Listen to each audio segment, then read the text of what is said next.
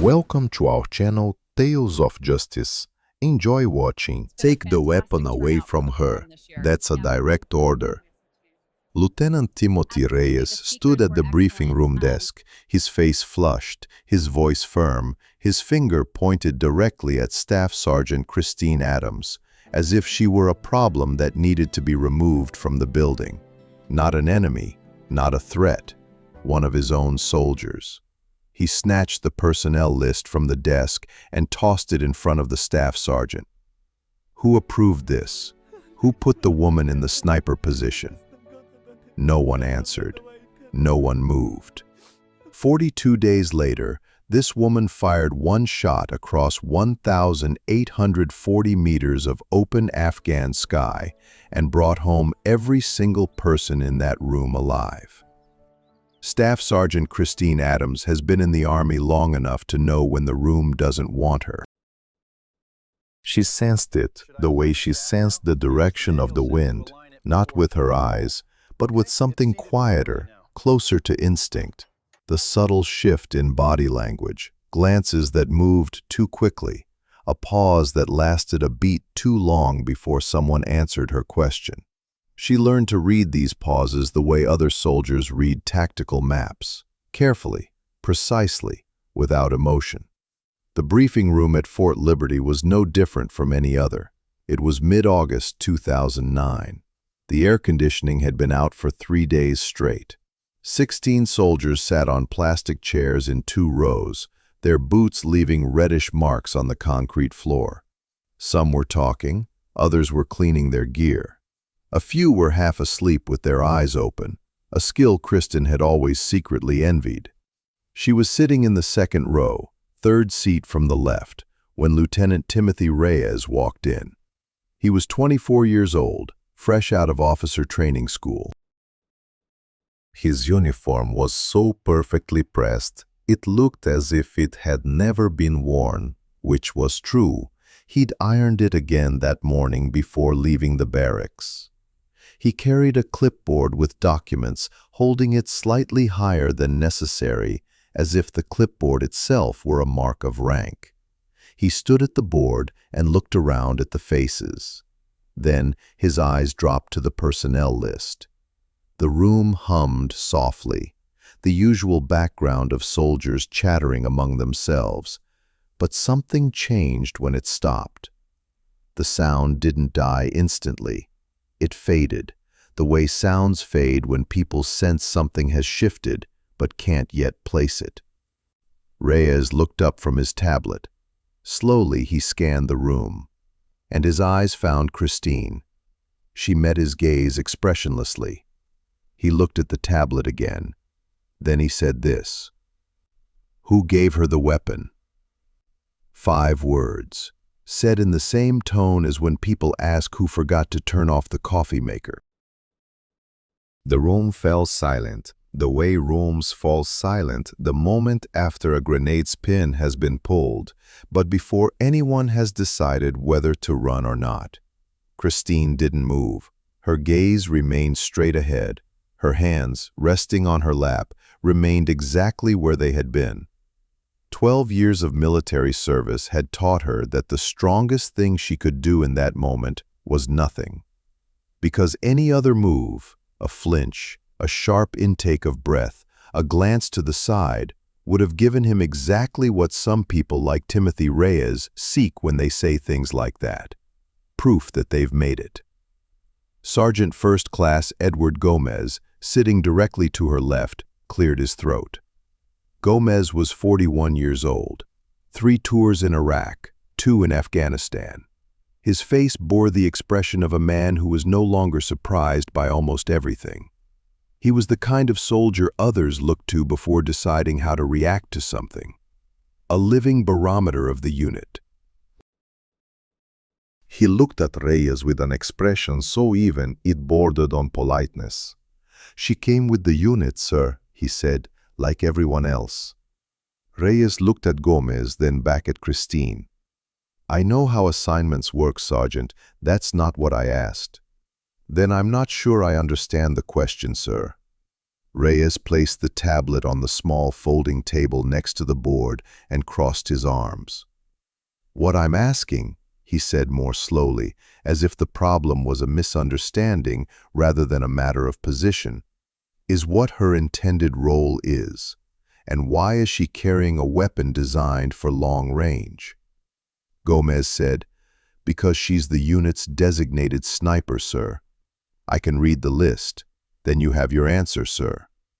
The silence that followed had a concrete weight. Christine had sat in these silences before. She knew what they were worth.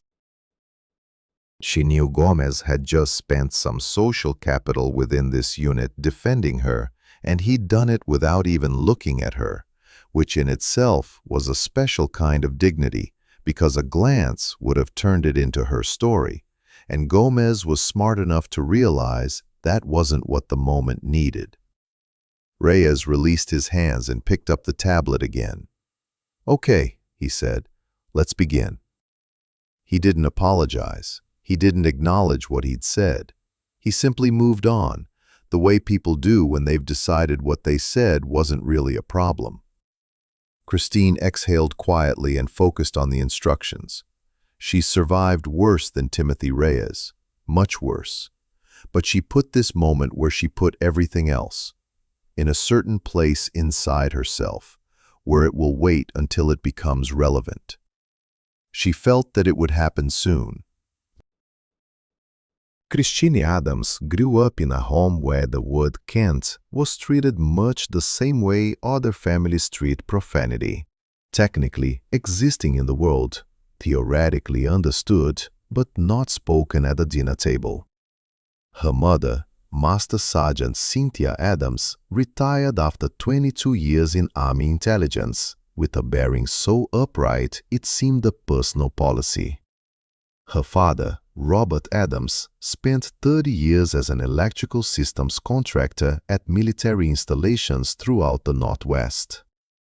Between the two of them, they raised Christine and her younger brother Jamie in an atmosphere of structured, loving, and deeply disciplined silence that most people would find claustrophobic, but which Christine always found clarifying. Discipline was the language of love in their family. Precision was the language of caring, and being present, being where you said you would be, doing what you promised, without complaint or excuse, that was the highest form of respect they knew.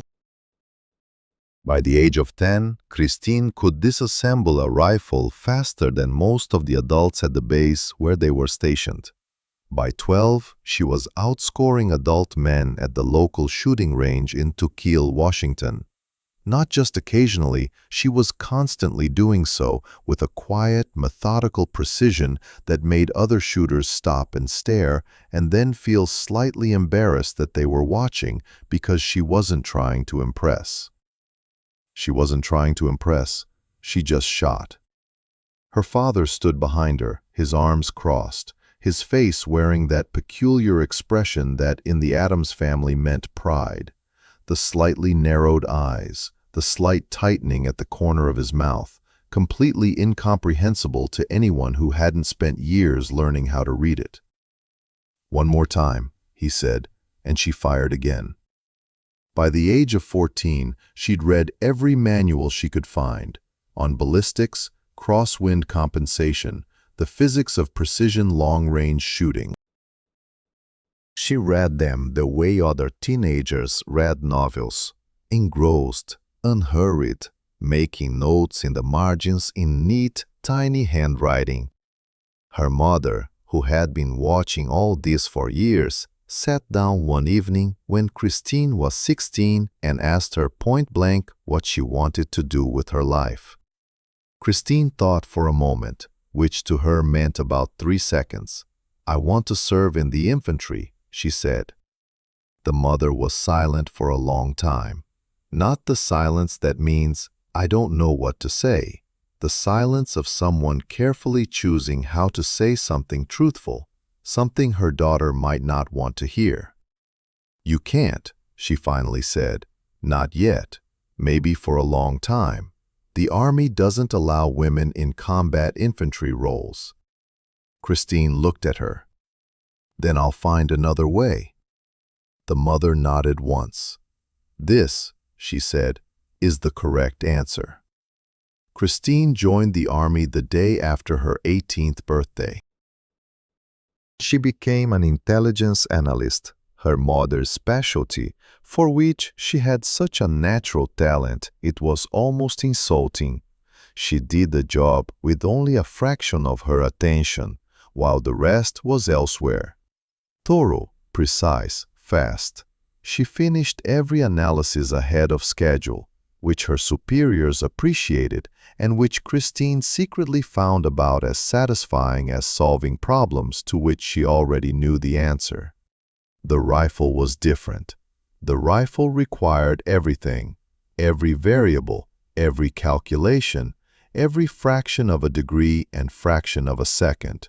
Wind speed, wind direction, temperature, humidity, air pressure, altitude, distance to target, bullet weight, barrel twist, body angle relative to the ground, evenness of breathing, the precise moment between heartbeats when to squeeze the trigger, not jerk, never jerk, but gently press, as if releasing something, not forcing it. She took additional marksmanship courses at every opportunity. Then she applied for designated sniper training. Then she applied again. Then she went to the battalion commander and laid out her arguments in clear, concise, technical language, the way her mother had taught her to stand up for what she believed in. Not through emotion, not through resentment, but through evidence. She was accepted on her third application. She graduated top of her class and did what almost no woman had done before in the Afghan war. She worked her way, unofficially, unannounced, to a position assigned to combat infantry patrols. It didn't happen overnight. It happened the way most real things do, through patience, through results, through a reputation that builds so slowly and so steadily that by the time anyone thinks to question it, it's already a fact on the ground. She was good. Not just good for a woman, not just good for a retrained intelligence analyst. Just good, in a way that other soldiers noticed and mentioned among themselves, and then stopped mentioning because it ceased to be a source of interest and became a basic assumption. Until Timothy Reyes walked into the briefing room with a clipboard and 5 words. During her first week under Reyes' command, Christine did what she always did in a new environment. She observed. She watched him brief. Effectively, she'd admit. The information was up to date. The orders were clear. He didn't waste time. But he also interrupted people, not loudly, not rudely, just a little before they finished, as if he'd already decided what they were going to say and considered his answer more important than listening. It was the conversational equivalent of cutting someone off while driving the speed limit. Technically not a violation, still a problem. She watched him interact with the other sergeants. He was respectful with Gomez. He'd been in the army since before Reyes started high school, and exuded the kind of quiet authority that instinctively makes young officers wary. With the other junior soldiers, he was more relaxed, camaraderie-like, though this camaraderie seemed practiced. Reyes understood that leading upward meant being different with people of different ranks. Christine also noticed. He was always observing, always taking measurements of the people around him. She recognized this skill because she possessed it herself. But while her observation was about understanding, his seemed more about positioning. He looked at each person in the unit and seemed to be calculating not who they were, but where they fit into the internal architecture.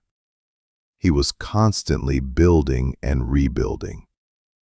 And when I looked at Christine, something in this calculation didn't add up. She saw it in the split-second pauses before he touched on something near her without addressing her directly. In the way the post-battle reports she contributed to came back with her wording but without her name in the appropriate places. In the way he invariably referred to her in any conversation she could overhear as designated sniper, not Sergeant Adams, not even by her first name, which would have been informal, but at least human. Designated sniper was a function, a role, something the army assigned to a slot in his unit, occupied by a man he very carefully did not fully see. She mentioned this to Gomez once, not as a complaint, more as an observation, the way she might have mentioned a change in the wind. They were cleaning their weapons early in the evening, in that comfortable shared silence that develops between soldiers who have worked side by side long enough to not need to fill every minute with words. "He calls me designated sniper," she said, "in every report, in every debriefing." Gomez continued working with the weapon, not looking up immediately. "I noticed," he said. "Does this bother you?" Gomez put down the cleaning rod. He looked at her with the calm, measured attention he gave to serious matters.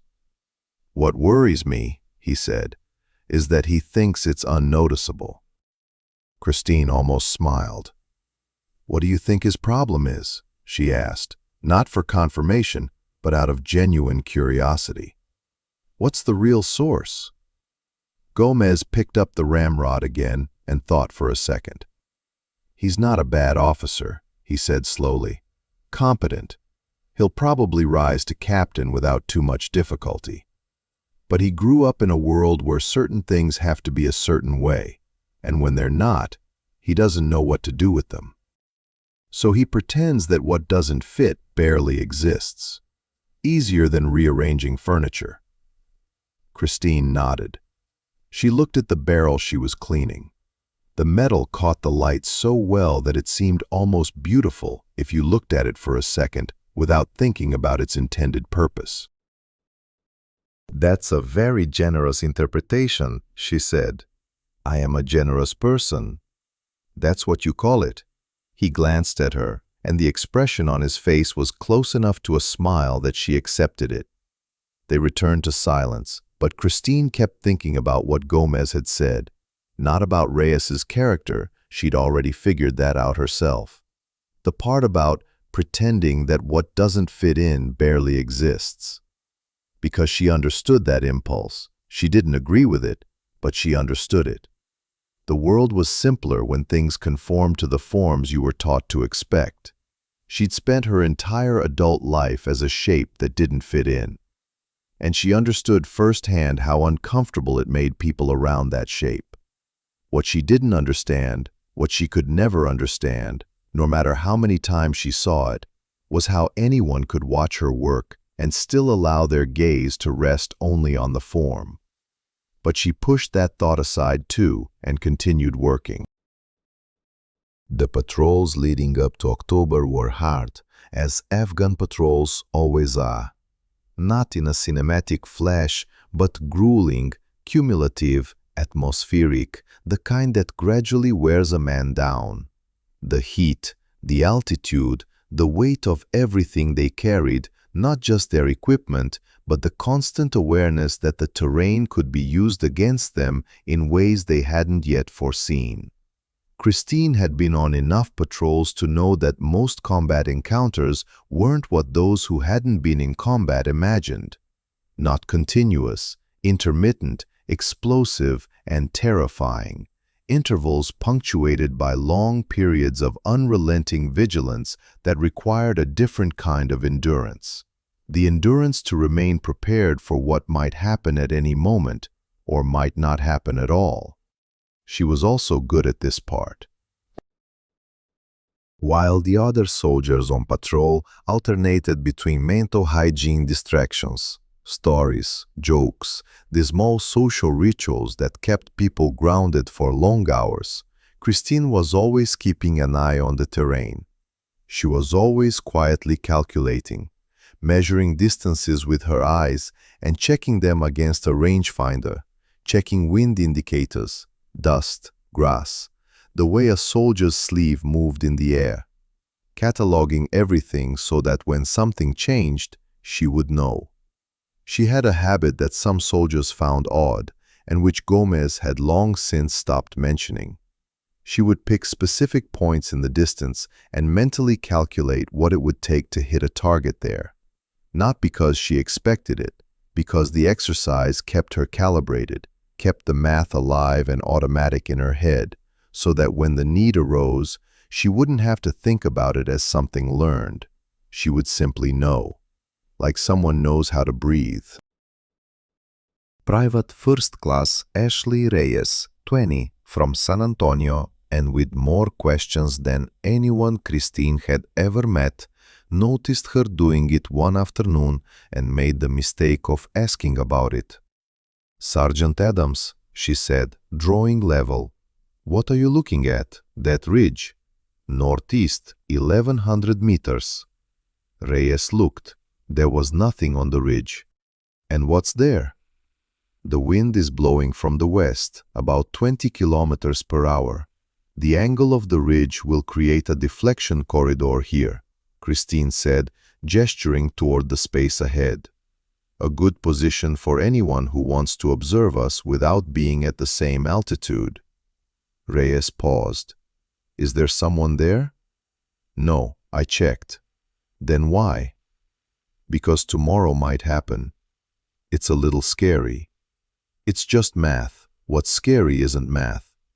The scary thing is that you do this all the time while we're just walking. Someone has to." They walked in silence. "Do you turn it off at all?" Reyes asked. Christine looked at her, young, genuinely curious, without sarcasm. There was something almost disarming in the open way she approached things other soldiers would have been too cautious to ask about. "At home," Christine answered. "What do you do at home?" "I'm reading." "What are you reading?" "Mathematics." Something like a smile crossed her face. "Anything else?" "Reyes." "Yes?" "Lots of questions." "I know. Mom says the same thing." "Your mother is right." Reyes chuckled and fell behind, and Christine let her and went back to her math. But she remembered that conversation later, much later, when everything had already happened and she was trying to make sense of the shape of what her life had been. She remembered that Reyes had asked and that she had answered honestly, something she didn't always do, and that for a few minutes, walking along the Afghan slope, it felt like an ordinary conversation between two people, just people. Not ranks, not genders, not shapes that fit or don't. Just two people walking, doing math. 9 days before October 23rd, Reyes gave a briefing that Christine would later remember as the moment when everything was already set in motion, even if none of them knew it yet. The mission was a reconnaissance patrol, surveying the ridge along the southern approaches to the valley. 12 soldiers, fully equipped, moving out before dawn. Intelligence coming from above indicated increased movement in the area. Not the kind of actionable intelligence that said, "Go there and stop it," but rather scattered, cumulative information. The kind that said, "Something's changing, and we don't know what yet." Christine read the intelligence summary before the briefing. She also conducted her own analysis, quietly, in her own time, comparing the movement patterns with historical data for the valley and the terrain features she'd been cataloging in her notes for the past 3 weeks. Her conclusion: movement indicates pre-positioning. Something is moving into position within reach. She raised her hand during the briefing. Reyes looked at her. "Sergeant Adams." She always told him her name, because Reyes never told hers, and she decided early on that she wouldn't let his eraser teach her how to erase herself. Movement signatures on the southern approaches indicate pre-positioning activity. Specifically, the pattern is consistent with the establishment of a support firing position within the valley. There was silence in the room. Reyes looked at his own notes. Our intelligence indicates a general increase in activity. Yes, sir. I suspect the activity is specific. The intervals and locations are consistent with something moving into a direct or indirect firing position. She paused. I recommend identifying likely positions along the patrol route where a mortar or weapons crew could be deployed and developing backup plans. Reyes looked at her for a second. The pause wasn't long, but it had that characteristic quality of a pause that isn't about reflection. It's about deciding how to respond to someone he'd already pigeonholed into a category that made their contributions seem like a nuisance.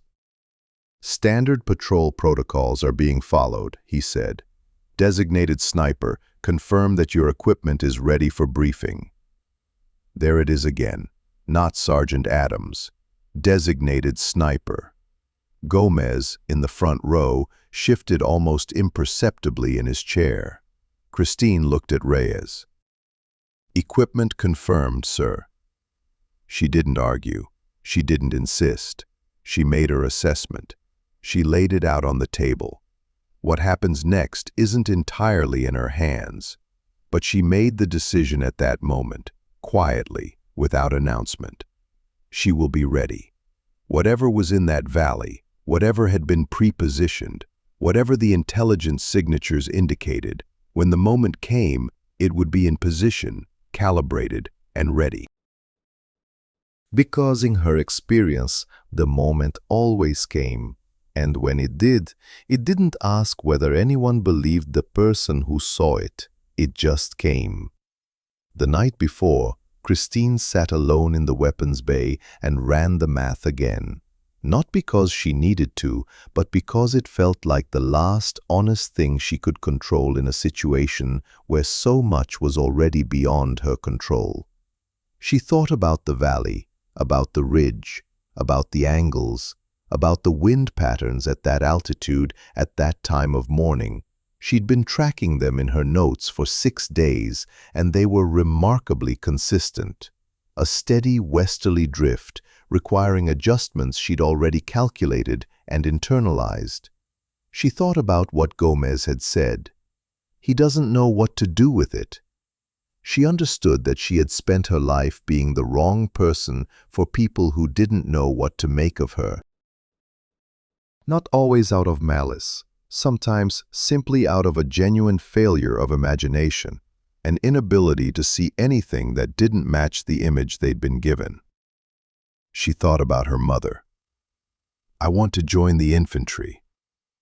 You can't. Then I'll find another way. That's the right answer. She thought of her father standing behind her at the shooting range, arms crossed, eyes narrowed, that expression that meant he was proud but wouldn't say it out loud, because pride was something to be shown, not declared. One more time, he'd say, and she'd shoot again. She checked the rifle one last time. Every component, every seal, every adjustment, with the same thoroughness she always did, leaving nothing to guesswork and nothing to chance. Then she put it aside, sat very quietly in the silence of the weapons compartment, and did something she didn't do often. I closed my eyes and, not quite praying, not quite meditating, in that private space between the two that has no real name, I asked for clarity. It's not about safety, it's not about luck, it's not even about success, it's just about clarity. It's about the ability to see what is, to do the math, to fire the bullet at the precise moment. The rest will be as it will be. She opened her eyes. She took the rifle. She went to get ready for the morning. The morning of October 14th, 9 days before everything changed, began the way most bad days begin. Quietly, without warning, looking exactly like every other morning. Christine was already awake when the call came in at 4:30. She had been awake for 40 minutes, sitting on the edge of her cot in the dark, running calculations across the valley through her head, the way some people run prayers. The wind at that altitude, at that time of morning, is historically west-southwest, from 13 to 22 kilometers per hour, depending on the temperature difference between the valley floor and the ridge. The radio clicked. All patrol elements briefing in 20, full gear. She was dressed for 15. Routine was a word Christine had learned to distrust, just as she distrusted equipment that looked clean on the outside. Routine in Afghanistan meant, so far, nothing had gone wrong. Not that nothing would. Reyes stood at the board with a map and organized notes, his voice carrying just enough commanding authority to appear in control, but leave no room for questions he hadn't expected. 12-man element, he said. We'll move to the southern ridge by 6 in the morning. We'll establish observation and withdraw before the heat makes the approach open. Intelligence is monitoring increased movement in the valley. Observation only, no combat unless we're attacked. Gomez raised his hand. What do we do if we discover a firing position installed below us? Reyes looked at him. Observation only, Sergeant Gomez. Observe and report. What if they find us first? Then we react proportionately and retreat. Gomez nodded once, the same nod he gave when he disagreed, but decided now wasn't the time to push further.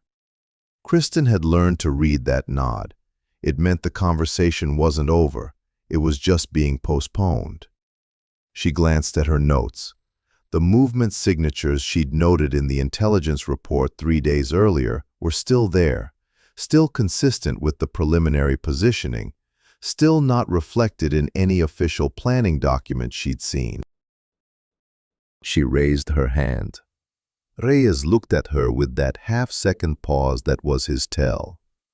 Sergeant Adams, she said, making sure her name was in the air. Movement data over the past 4 days shows a pattern of gradual movement toward the valley floor. The intervals are shortening. Whatever is moving is approaching its final position. Reyes said, "This is consistent with the overall increased activity described in the intelligence report. Respectfully, sir, this pattern is more specific than the general increase in activity. The intervals indicate a gun and crew or heavy equipment moving into position. If we're heading for that ridge, we might be looking directly at what's being set up." The room was quiet. Reyes said, "Your analysis has been noted, Sergeant. We are following the mission parameters." "I understand, sir. I request permission to adjust the escape route to provide a backup evacuation option if we encounter an active firing position." "Standard escape route," Reyes said. "We'll be moving out at 5:30. He turned back to the map. Christine looked at Gomez. Gomez looked at her. Neither of them said anything. There was no need. She closed her notebook and began mentally adjusting the route Reyes had just confirmed, calculating the positions along it where she would need to be if her reading of the intelligence was correct.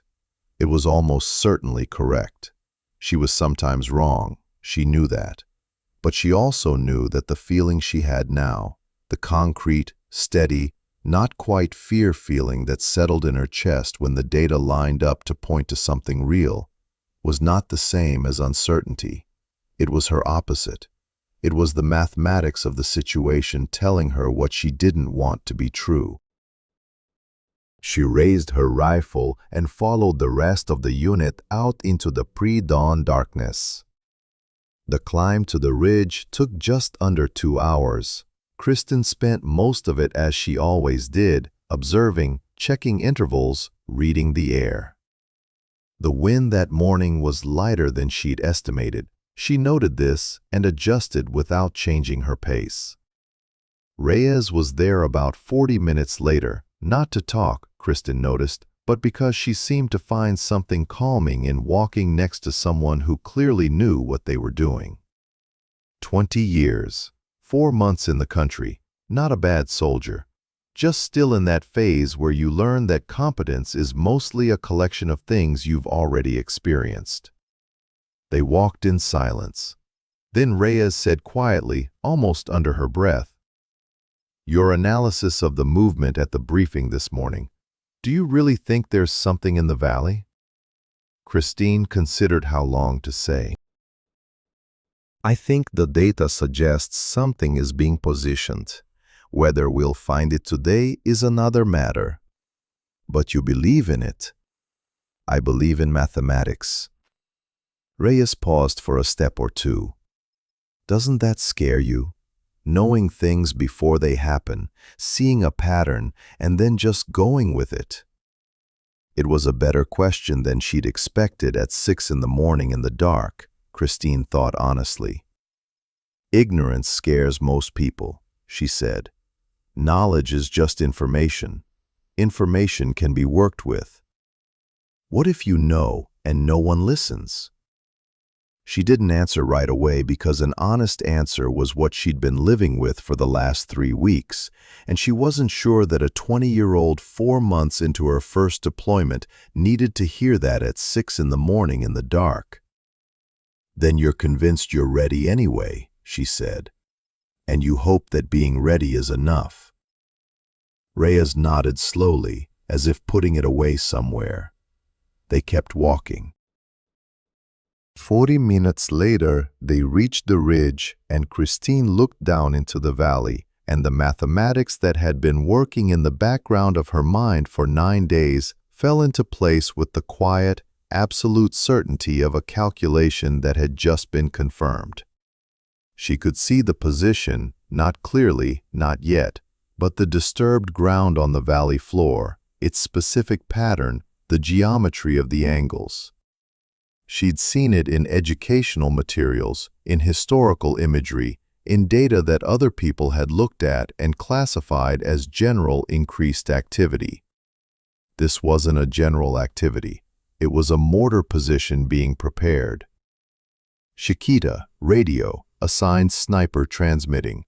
I'm observing a point of interest on the valley floor, bearing 247, requesting permission to engage and assess." Reyes's voice returned. "Acknowledged. Observation only.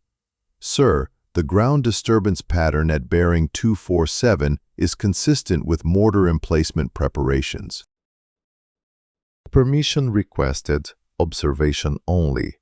Sergeant, confirm." She pressed her eye to the scope again.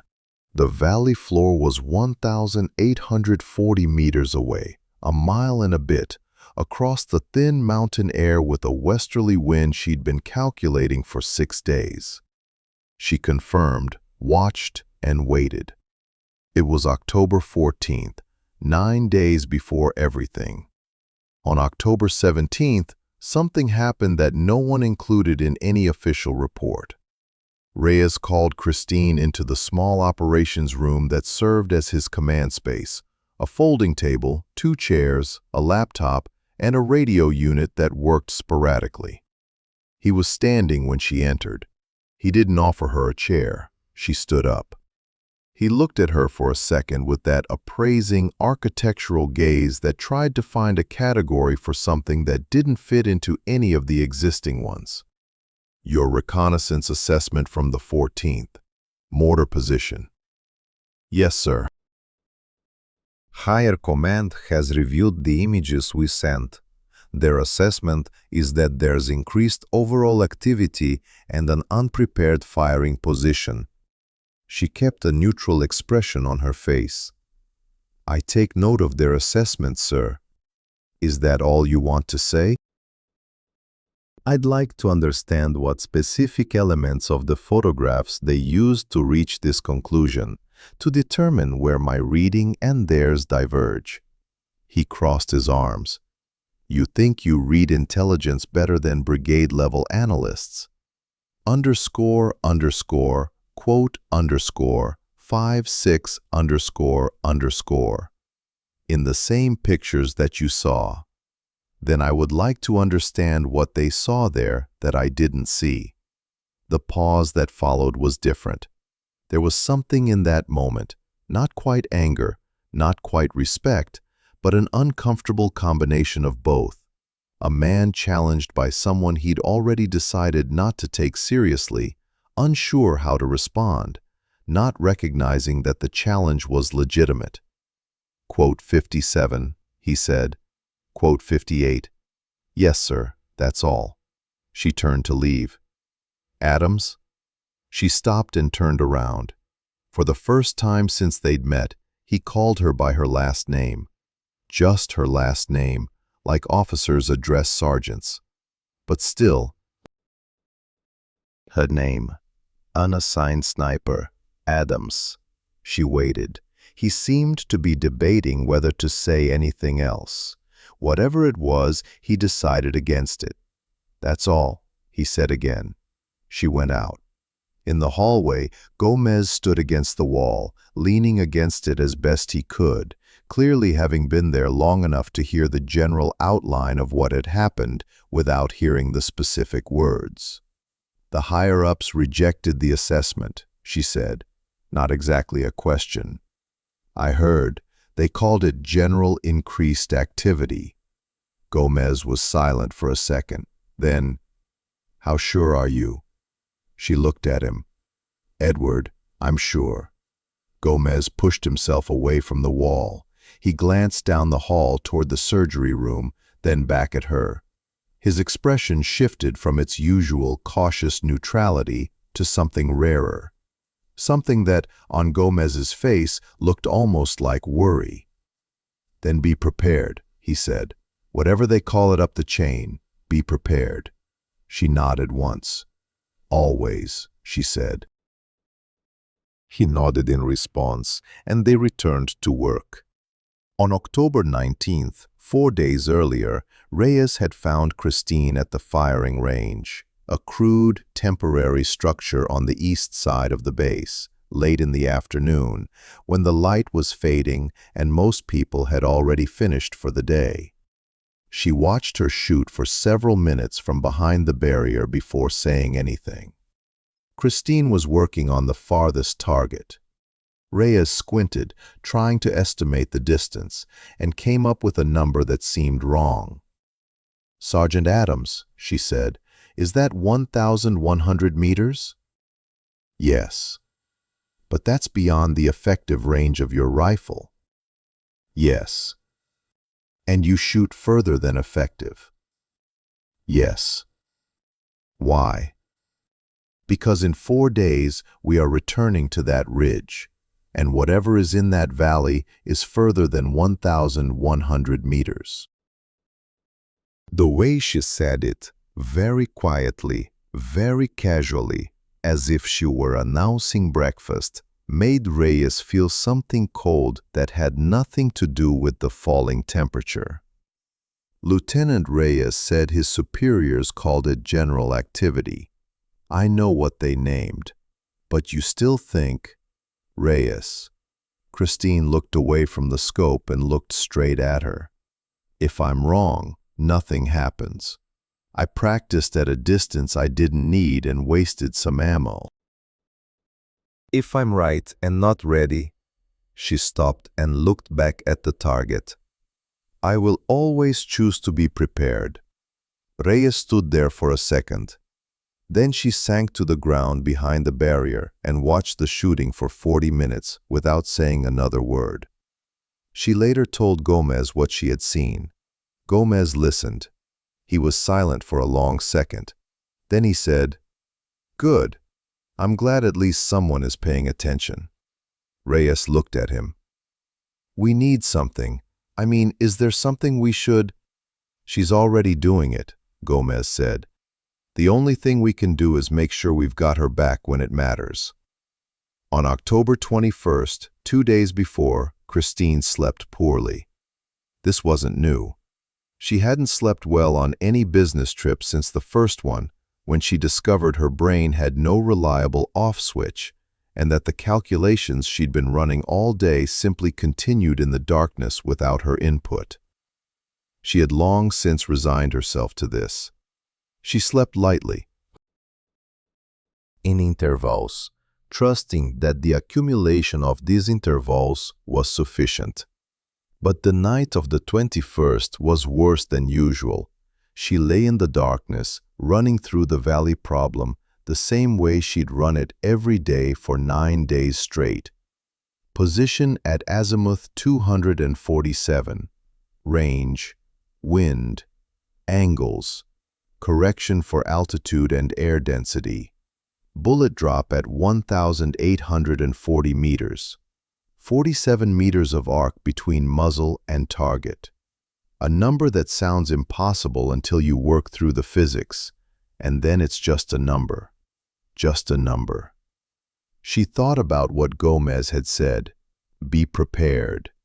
She thought of her mother, sitting across from her at the kitchen table in Tukwila, telling her the truth about what the army would and wouldn't give her, and still telling her to find another way. She thought of her father standing behind her at the shooting range when she was 12, arms crossed. An expression that meant something he wouldn't say out loud. And she thought about something that had been quietly lying in the depths of her consciousness for a long time. Something she had never told anyone, not Gomez, not Reyes, not her mother. The thing underneath all the math, underneath all the preparation, underneath all the years of finding another way when the one she wanted was closed. She was tired. Not from work, not from the army, not even from people like Reyes, not really. She was tired of proving the same thing over and over again to different people in different rooms. Tired of the math being right and still having to argue for it. Tired of doing everything right and still being called a function, not a name. She lay in the darkness and let this weariness pass through her honestly, completely, without trying to push it aside. She learned that the feelings you try to push away in the darkness find you at your worst moments. Better to feel them when you have the space. And when the feeling passed through her and settled, what remained underneath was much quieter and much stronger. She will still be ready. Fatigue didn't change that. The fatigue was real and the readiness was real, and they existed in the same person simultaneously, which wasn't a contradiction, it was simply the truth. She checked her watch. 2:47.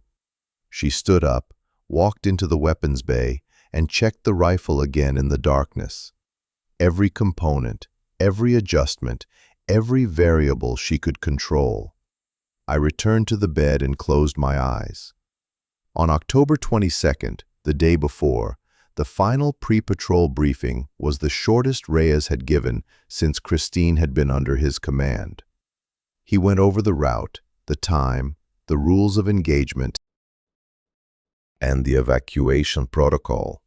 He looked at the unit, asked if there were any questions. Gomez said, "Rules of engagement. If we identify an active mortar position," Reyes said, "we engage only if we are attacked. If we identify the position before firing, we observe and report." Gomez said nothing. Christine said nothing. Reyes, in the third row, was very quiet, the way young soldiers freeze when they realize the adults around them are arguing whether they'll ever go home. Reyes glanced around the room. "Any other questions?" Silence. "Rest," he said. "We leave at 4:30. He left. The room remained silent for a second after the door closed. Then Gomez stood up and turned to the others. He didn't raise his voice. He never raised his voice. "Check your gear this evening," he said. "That's it. Check it again in the morning. Be prepared for anything." He looked at Christine for exactly 1 second. She looked back. That was all. The unit dispersed. Christine sat for a few seconds in the empty briefing room, alone in that special silence that comes before something real happens. Then she got up and went to check her equipment. The last thing she did before going to sleep that night, after checking her gear, after running her calculations, after the quiet interval in the dark between not quite prayer and not quite sleep, was to take out the small photograph she kept folded in the inside cover of her notebook. Her mother in uniform, her father in his work clothes, one hand on her mother's shoulder, and Christine herself, 17, at the shooting range outside Tukwila, holding a rifle, looking off camera with an expression so intense it bordered on stern. She looked at the photograph for a long time. Then she removed it. Tomorrow will come whether she is ready or not. She will be ready. October 23rd, 4:12. Christine was already standing outside when the first soldiers began to move toward the assembly point. The air was cold, the way high-altitude desert air is cold before dawn. Not damp, not heavy, just thin and sharp, like breathing through metal. She stood with the rifle across her chest and looked at the dark edge of the ridge. They would begin their ascent in 18 minutes. She ran the numbers one last time: wind, temperature, distance, descent, drift, flight time. The numbers were the same as last night, the same as for 9 days in a row. They don't change because she wants it. And they don't change because she's afraid. They just are who they are. This was the side of mathematics she always found more comforting than people usually realized. It has no agenda. It simply says what's true. Gomez appeared without warning, as Gomez always appeared, as if he had materialized from a decision to be somewhere. "Were you sleeping?" "A little." "Me too." He looked at the same dark ridge. "How are you?" She considered the question. Gomez asked it rarely enough that when he did, he meant it seriously and expected a serious answer. "Calm down." He nodded. "Good. Are you calm or resigned?" "Calm down." There is a big difference, she thought. "The math is done," she said. "Whatever it is, it's there. I'm ready." Gomez was silent for a second. Then he said, "I spoke with Sergeant Webb yesterday. He'll put Reyes and Chen in a secondary position on the east side of the ridge. Gives you a clear line of fire to the south and southwest without creating any interference." She looked at him. Did Reyes agree on the lineup? Reyes has coordinated the patrol formation. Webb is positioning his element within this formation. Gomez's expression remained completely neutral. Within the discretionary powers of a secondary element senior sergeant, it was the most carefully worded sentence she'd ever heard from Gomez, and that was saying something. "Thank you," she said. "Don't thank me, just do what you do." He walked away to the gathering place, and Christine turned back to the ridge. 4:30, they set out. The climb was harder than the first, not because the terrain had changed, but because everyone on patrol carried more. Not equipment, but awareness. The final briefing had been short, clear, and professionally delivered. But beneath it, something had changed in the unit. That silence that makes soldiers quiet in a certain way, knowing that today might not be like yesterday. Reyes followed Christine as she climbed. Her breathing was even, slightly rapid, and controlled. She'd learned to control her breathing while moving, something not every soldier understands, and something that makes a real difference in 2 hours of altitude gain. At the 40-minute mark, she said, quietly enough for only Christine to hear, "Sergeant Adams." Christine didn't turn around. "What?" "If something happens there, If everything goes as you said, I want you to know. I trust you. Christine continued to rise. Don't tell me, she said. Show me.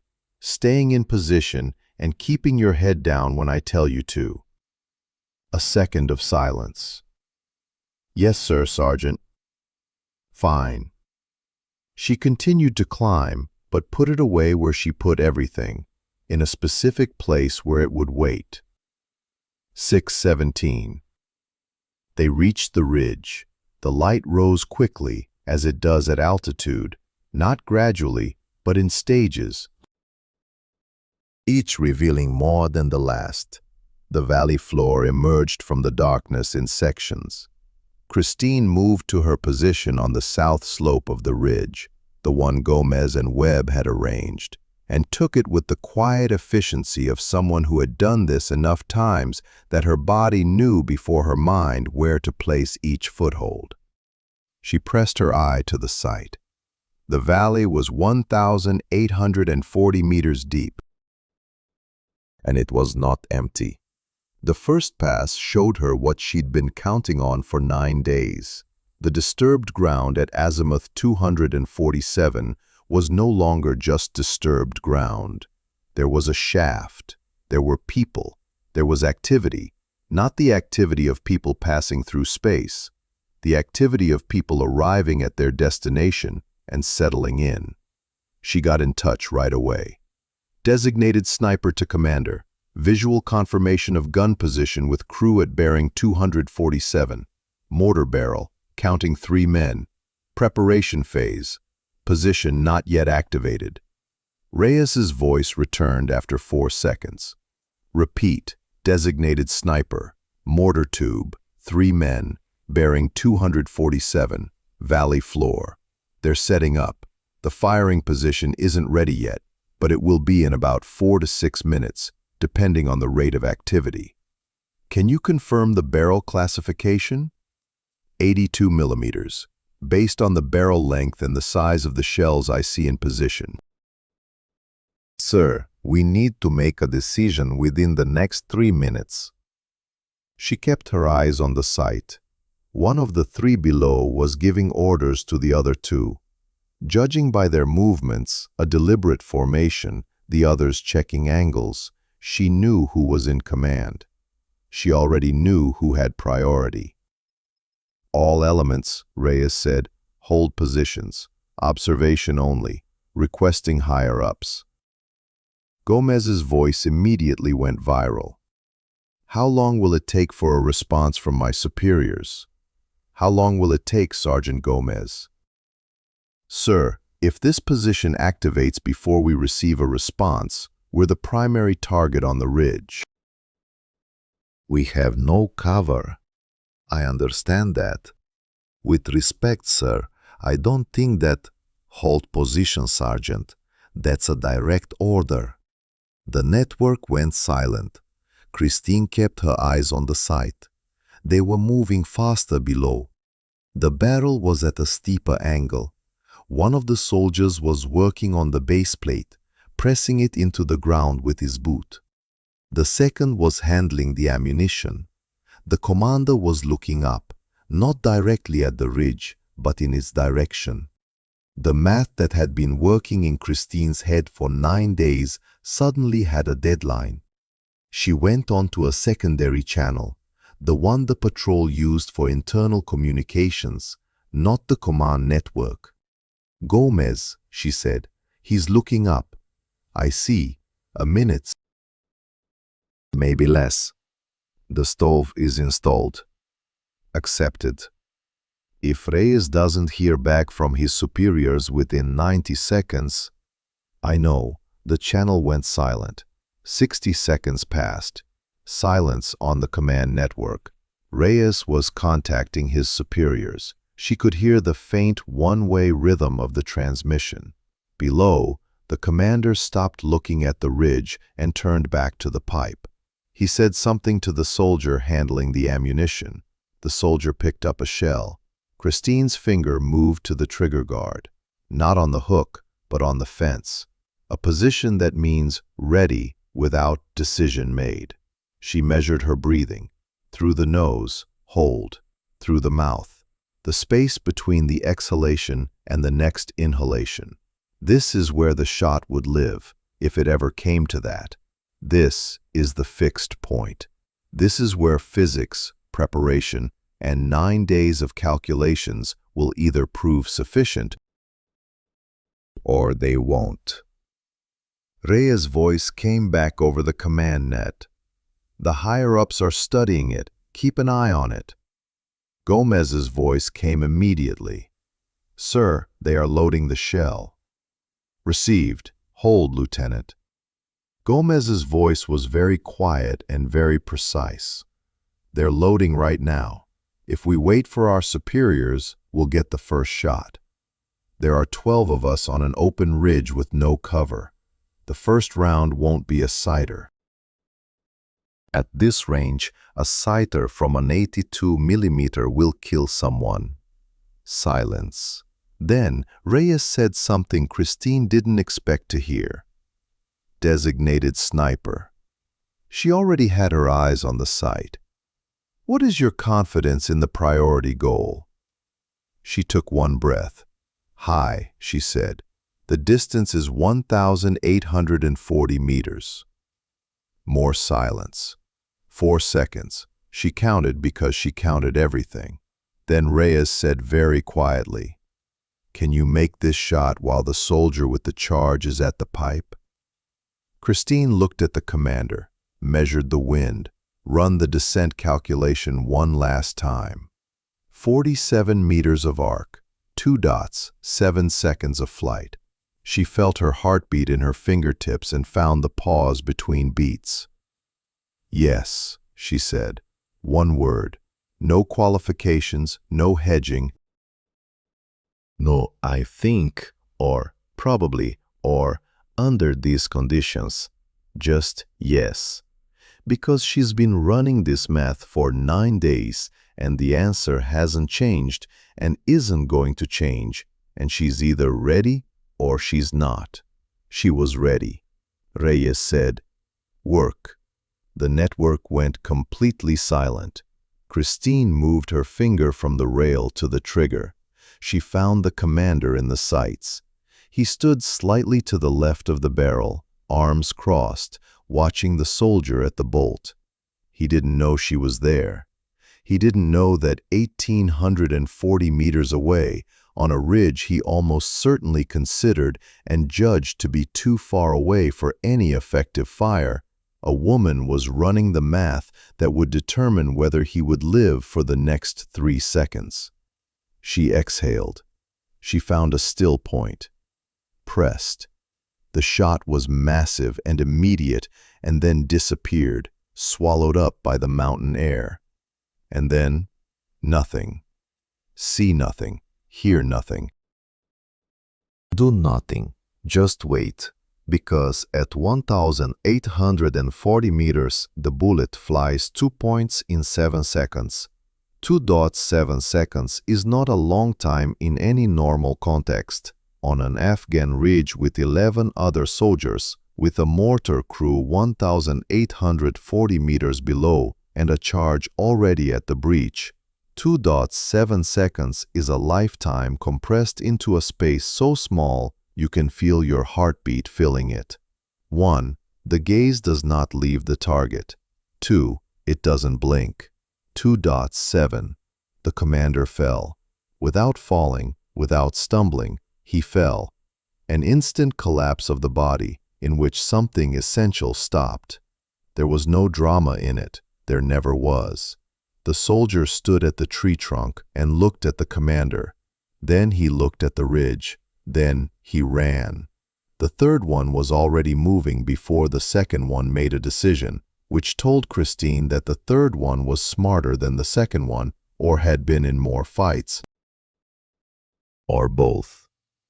The network exploded. Gomez, target engaged. Both secondary units are retreating south. Abandoning the pipeline. Reyes, on an open channel, because she'd clearly forgotten about radio discipline, Oh my God. Oh my God. She's got it. Chen, get off the air. Reyes, Chen, did you see? Did anyone see? Gomez, Reyes, off the air. Reyes, yes, sir, Sergeant. A short pause. Reyes, excuse me, but you? Gomez, yes, Sergeant. Christine kept her eyes on the scope. She tracked the two remaining fighters until they were out of effective range and still moving quickly without stopping. Then she slowly scanned the valley floor, checking for additional personnel, additional positions, anything that might indicate a secondary element she hadn't accounted for. The valley was clear. She looked away from the sight. Her arms were straight. Her breathing was regular. Her pulse, she checked it by feel, as she checked everything, by calculation. Not emotion, was rapid but controlled. She looked at her hands. They did not tremble. She hadn't expected the shudder, but there was always that part of her that noted the fact each time with something close to gratitude. Gomez appeared next to her. He'd moved from his position to hers in the time it took her to check the valley, which meant he was moving quickly. He looked at her. She looked at him. He said, 1,840 meters. 1,840 meters, she confirmed. He paused for a second. Then he said something she would remember for the rest of her life. Not because it was beautiful or unexpected, but because it was Gomez, and Gomez didn't say anything he didn't mean. I've been in this army for 21 years, he said. I've never seen anything like it in my life. She nodded once. They both looked out over the valley. Reyes reported to his superiors over the command network, his voice controlled and professional. The information delivered in the condensed rhythm of an officer conducting a post-battle broadcast. The mortar position has been neutralized. The priority target has been hit. Secondary personnel are retreating. There are no friendly casualties. All elements are in good condition. She listened as he described what had happened. He did not mention her name. She noticed and removed it. The patrol left the ridge 37 minutes later, by which time superiors had confirmed the absence of additional movement in the valley and had cleared the escape route. The descent was different from the ascent. The weight remained. All 12 carried everything they had brought, but the special weight of the anticipated threat lifted, and what replaced it was the unique, complex feeling of people who had just lived through something that could have turned out differently. Reyes followed Christine down the slope again. She didn't say anything for the first 20 minutes. When she did speak, her voice was different than it had been on the way up. Quieter, more cautious, like someone who's just realized something for the first time and isn't quite sure what to do with it. Sergeant Adams. What? I just want to say... Stopped. Started again. Thank you. Christine kept walking. Do your job every day. That's how you thank me. That's all. That's all. A few steps of silence. How are you feeling right now? Christine weighed the question just as she had weighed Gomez's question that morning. It's like the math worked, she said. This... Reyes seemed to be searching for the right word. Is this enough? Christine thought. That's enough for today, she said. They kept walking. Chen, a 23-year-old from Sacramento, with a habit of silently working on things for long periods of time before producing a fully formed observation, joined Christine on the other side near the end of the slope. 1,840 meters, he said. That's beyond the rated effective range of your rifle. Yes. So, technically, according to the management, it is impossible to do this. He paused. But the manual does not take into account the person holding the rifle. She glanced at him. He was staring straight ahead, the way people sometimes say important things casually, as if they weren't sure they should say them. "No," she said, "it doesn't." He nodded once and fell behind. The base appeared 40 minutes later. As they approached the perimeter, Christine noticed something that hadn't been there on the way out. A peculiar quality of silence around her. Not an empty silence, but the silence of observation. Several soldiers who had been on the radio during the patrol stood at the edge of the assembly area, watching the returning patrol with a look different from their usual one. Word spread quickly. At a base this size, it always spread quickly. She kept her gaze straight ahead. She didn't slow down. She didn't look at those who looked at her. She had long since learned that the moments immediately after something significant were the most easily misinterpreted by both parties, and that the safest thing was to move through them cleanly, allowing others to deal with their reactions in their own time. She unloaded the weapon at the discharge point, signed off with the duty sergeant, went into the weapons bay, and began disassembling the rifle. She had been doing this for about 4 minutes when Reyes arrived. He stood in the doorway. He looked at her. She looked at him. She continued working with the rifle. He entered and stopped a few steps away, close enough for the conversation to be private, far enough away to be intimate. The distance was carefully chosen. She noted. "Sergeant Adams." She looked up. There was no architectural expression on his face. He wasn't calculating where she fit into the internal scheme. He looked, for the first time since she'd known him, like a man who had just encountered something that didn't fit into any of his categories, standing in a gap between what he expected and what actually happened. "The shot you fired today," he said, "was at 1,840 meters. Stopped. She waited. He seemed to be working through something the way he worked through complex tactical problems. Not quickly, not publicly, but with the methodical thoroughness of a man who doesn't like to make mistakes and will spend extra time to be sure. Then he stopped again. She waited.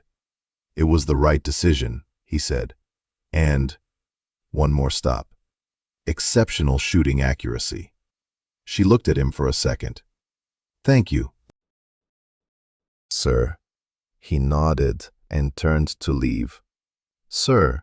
He stopped and turned around. She looked at him straight. "Intelligence assessment from October 14th. The movement patterns I noted indicated an active mortar position in the preliminary positioning phase." He stood with his back half turned. "I'm not saying this to be right," she said. "I'm saying this so that next time a pattern like this occurs, the assessment will be viewed differently." A long silence. Then Reyes turned and looked at her. Not an architectural gaze, not a calculating one.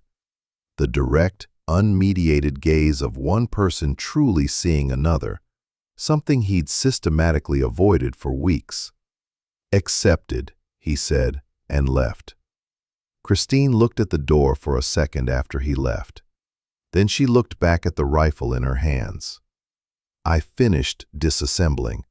I cleaned every component the way I always do, completely, methodically, leaving nothing to chance or guesswork." Then she sat in the quiet weapons bay and let the day settle over her the way a day settles when something real has happened and you're finally in a place quiet enough to feel its true weight. 12 soldiers on an exposed ridge, a shell at the breach, 2 dots, 7 seconds. 12 soldiers who passed through the perimeter 40 minutes ago. She sat with this for a long time. Outside, she could hear the base returning to its familiar rhythms, voice, movement, the distant sound of machinery, the world going about its business as the world went about its business, indifferent to the specific things that had just happened within it. She picked up her notebook and opened the page where she'd written down her calculations for the valley.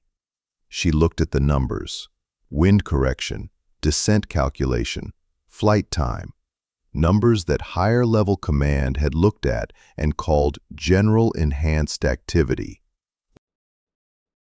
Numbers that Timothy Reyes had looked at and called outside the mission parameters.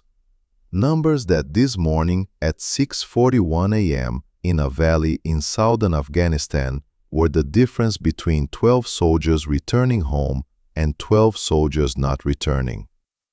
She closed the notebook. I didn't write anything additional. There was nothing to add. Mathematics said what it needed to say, and mathematics was right. And tomorrow there will be new mathematics, new variables, another ridge or another valley, another set of conditions requiring different calculations. But tonight, just tonight, she allowed herself to sit in the simple, quiet, enormous fact of what the numbers had done. And for the first time in 9 days, she felt something that was not calculation, that was not readiness, that was not the controlled, restrained composure of a soldier waiting for something to happen. She felt relieved. It's just a simple, human, uncomplicated relief that only comes when something that has been carried for a long time is finally put down. She sat with it until it faded into the usual quiet of the evening. Then she stood up, packed up her rifle, and went to find something to eat. She was very hungry. I just noticed this now. 1847, October 23rd. The mess hall was nearly empty when Christine arrived. A few soldiers sat at the far end of a long table, talking in hushed tones. The cook at the counter moved with the tired efficiency of someone 3 hours past the end of their shift. The fluorescent overhead lights were the kind that make everything seem a little less real than it actually is, something Christine always found oddly appropriate for military mess halls, places where the food is functional and the atmosphere is an afterthought, and no one pretends otherwise. She filled the tray. She sat down alone at the near end of the table. She began to eat. Halfway through the meal, Reyes appeared with her own tray and looked at her with that special expression of someone who wants to sit down but is genuinely unsure whether she should. Christine nodded towards the seat opposite. Reyes sat down. They ate in silence for several minutes. It was a comfortable silence, which slightly surprised Kristen. She hadn't expected a comfortable silence with Reyes to develop so quickly. But the day had compressed time, the way significant days do. And the man sitting across from her was no longer entirely the 20-year-old from San Antonio with a ton of questions. This was a man who had been to that ridge, watched 2 points pass in 7 seconds, walked through the perimeter, and now sat in the cafeteria, eating powdered eggs and working through the same thing Kristen was working through, only from a different angle. "Can I ask you something?" Reyes finally said. "You always ask," Christine replied. "Fair." Reyes moved the food around the tray. "When you were there, in the sights, when you had the shot, were you afraid?" Christine thought honestly. She'd developed the habit of being honest with Reyes, partly because she asked genuine questions, partly because something in her had decided, without formally announcing it, that honesty was what this particular conversation demanded. "I wasn't afraid," she said. "I was focused." "What's the difference?" "Fear pulls you back. Focus pulls you forward. On the outside, they look similar. On the inside, they're completely different." Reyes chewed it with her food. "When the bullet was in the air, those 2 dots, 7 seconds, What were you thinking about?" "I wasn't thinking," Christine said. "Thinking was over." At this point, you're just waiting to see if the math matches up. And when he fell, Reyes looked at her directly. She met her gaze. "I'm not asking to be creepy," Reyes said. "I'm asking because I saw your face, and you didn't look like I expected."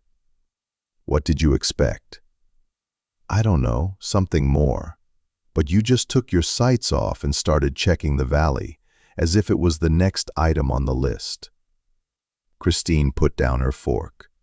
"Because that's how it was," she said. "The shot was one calculation. Checking the valley was the next. If I stop at the shot, I'll miss something beyond it. The soldiers I'm responsible for will be exposed." She looked at Reyes. "Work doesn't give space for feelings. Feelings come later." "And now, later," Reyes said quietly. Christine picked up her fork again. "Later," she confirmed. Reyes nodded, seeming to understand that this was where the conversation ended. Not because she was shutting her out, but because she'd given her a truthful answer, and there was nothing more to add. They were finishing eating. As they were leaving, Reyes said, "If you're interested, I wrote Mom a letter about you last week, until today. Just that there's a sergeant on my patrol who's the best soldier I've ever seen." Christine stopped and looked at her. Reyes looked slightly embarrassed, as if she hadn't intended to say it out loud. "What did you write to her?" Christine asked. "That I feel safe around you simply because you're here. That you see the world differently than anyone else I've met in the army." She shrugged, trying to make it seem casual. "It's just, I wanted her to know that a person like you exists." Christine stood with this for a second. It was a small thing, ordinary, human, completely unofficial. A 20-year-old girl writes home to her mother about a sergeant on her patrol. It hit harder than she expected. "Thank you, Reyes," she said. She nodded. She went one way, Christine the other. And Christine put this moment somewhere different from all the other things she put away. Not somewhere where things wait until they become relevant. Somewhere closer. Somewhere easy to get to. 9:15 p.m., October 23rd. A post-battle report was written. Christine knew this because Gomez had quietly told her in the hallway outside the operations room with the precise expression he used when he was conveying information with an implied warning attached. "Reyes has been there for 2 hours," Gomez said. Webb tried to get in to add some observations of the secondary. Reyes said he could handle it himself. Christine digested this. "How many pages are there in the report?" Webb couldn't see the screen, but he heard Reyes say it was on page 6. She nodded. Gomez looked at her. "Do you know what I'm going to say?" "You'll say, 'Don't think about the worst.' I'll say, 'Don't think about anything.' Let's wait and see." She glanced at the closed door of the surgery room. The sound of a keyboard was barely audible through it. "Accepted," she said when I told him the intelligence assessment had been correct. "Accepted. It's a word with a lot of space inside." "I know," Gomez said. "It can mean, 'I hear you and will act on what you said.' I know. It can also mean, 'I hear you and I'm going to write a report where the hero of the story is a mysterious rifle.'" She looked at Gomez. He looked back with an expression on his face that said what he was saying was both slightly funny and completely serious. "Good night, Sergeant Adams." "Good night, Gomez." She went to her compartment and didn't sleep for a long time. 6:30, October 24th. She found out through specialist Chen that it was not what she would have predicted. Chen had early duty in the operations section, which meant he was there when the battalion operations officer, Major Barbara Green, arrived at 6. 0A and requested a copy of the previous day's post-battle report. Chen wasn't in the room when Green read it, but he was close enough to hear the ensuing conversation, and he found Christine at the firing range at 6:30 a.m. and told her what he'd heard. He stood in front of her and said, "You need to hear this, and I'm telling you before I tell anyone else, because you have a right to hear it first." She put the rifle down and looked at him. "The report," he said, "Reyes's report from last night. He sent it to the battalion at 5:45 a.m., 11 pages. Major Green went through it, every single page." She asked the desk operations sergeant to retrieve the raw patrol log and the mission radio transcripts. He paused. Radio transcripts are recorded automatically. Each broadcast is time-stamped. Christine was very still. She called Reyes at 6:15. I heard her from the hallway. What did she say? Chen looked at her directly. She said, "Lieutenant, this report mentions designated sniper 14 times. Christine Adams' name is not mentioned once. Would you like to explain that to me, or would you like me to explain to you why this is a problem?" The word 14 landed somewhere specific. Not 7, as before. 14. It went from 7 mentions to 14 in a single report, as if erasing it required double the effort now that what it had done was doubly difficult to explain. She looked at the target in front of her. What did he say? He said the designation was an appropriate professional reference to the position. And she? She said, "The radio transcript shows you addressing this soldier by name in the field. The transcript reads, 'Sergeant Adams, work.' That's on the record, Lieutenant, so making a designation in a written report isn't a professional decision, it's a choice. And I want you to understand the difference before you make it again." Christine stood very still for a long second. The shooting range around her was quiet, the morning air still chilly. 14 times. Designated sniper. 14 times in 11 pages describing their unit's single most significant engagement during their entire deployment. A shot at 1,840 meters. A neutralized mortar crew. 12 living soldiers. And not once in those 11 pages is the name Christine Adams mentioned. "She's rewriting it," Chen said. "Green." She told Reyes the report would be amended to accurately credit her. She said, and I quote this because I want you to hear it exactly, "When a soldier does something that goes into the textbooks, her name goes into the report. It's not up for debate." Something passed through Christine's chest, something she couldn't immediately name. Not anger. She'd worked through her anger last night in the dark, and it had settled into that quieter state that anger becomes when you live with it long enough and choose not to let it control you. Not a relief, because it was one report with one major on one day, and she'd been in the military long enough to know that one edit doesn't fix a pattern. What she felt was closer to being seen. Not celebrated, not justified, seen. Someone simply looks at the document and says her name goes on it. And she knew, standing at the shooting range in Afghanistan with a cold rifle in her hands, that this was exactly what she was waiting for. Not a medal, not a speech, not official recognition from someone who had spent 3 weeks pretending she was a function and not a person. Someone just looks at the document and says, her name goes on it. "Thank you for telling me," she said. "You have a right to know," he said. He walked back to the operations section. She picked up the rifle. She stood in the line of fire. She breathed. She fired. 11 o'clock, October 24th, the revised report landed on the desk of Battalion Commander Lieutenant Colonel Joseph Thomas at 10:47 a.m.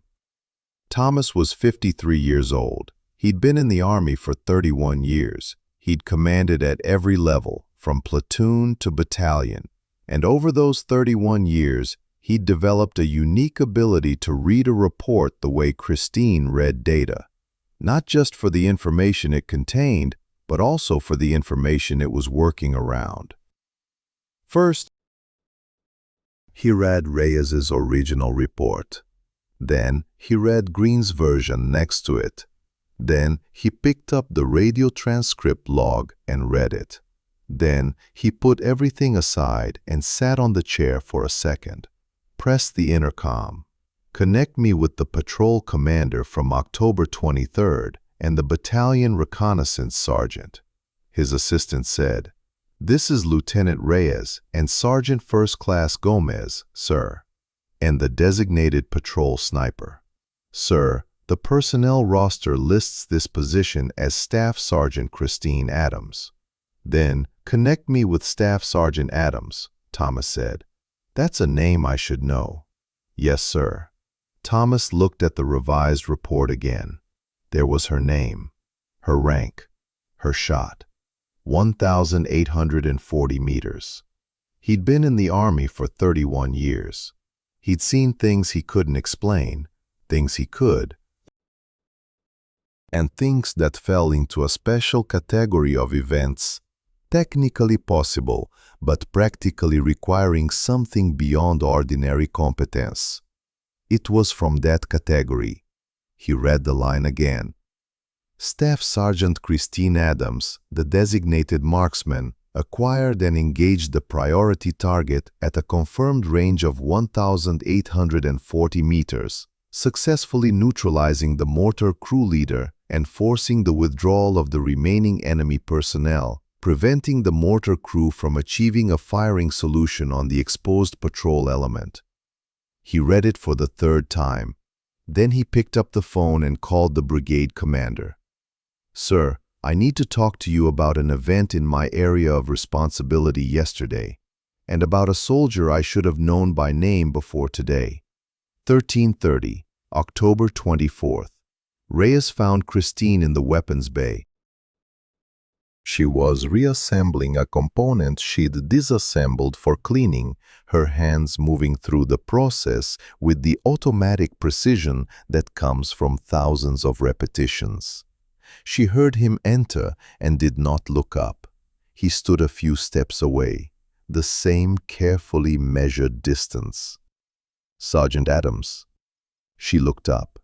There was a different expression on his face again, not an architectural one, not calculating distances, not even the one he'd worn last night, calling it exceptional precision, as if that was worth anything.